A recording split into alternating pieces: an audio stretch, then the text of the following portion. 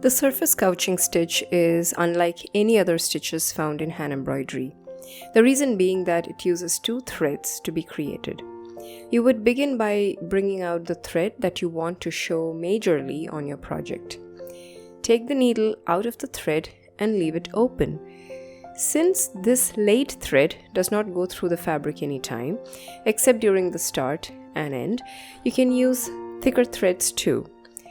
Here, I am using all the 6 strands of the hand embroidery floss.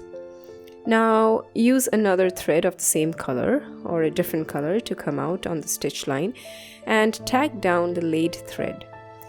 Keep up with this process at an equidistance. When you are taking sharper curves, the laid thread can be pinned down at a shorter distance to maintain the shape. Usually, the tacking thread is thinner. I'm using 2 strands of embroidery floss.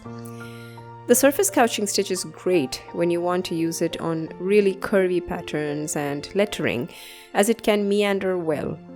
Also, when played with 2 colors, the stitch can be highly decorative. Ensure to pull and tighten the laid thread once a while to keep it taut.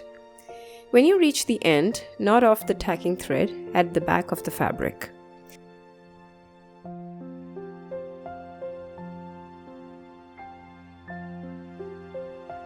Now, thread back the laid thread into the needle and pass it through the fabric to end the stitch. I hope you liked this video. Thank you for watching.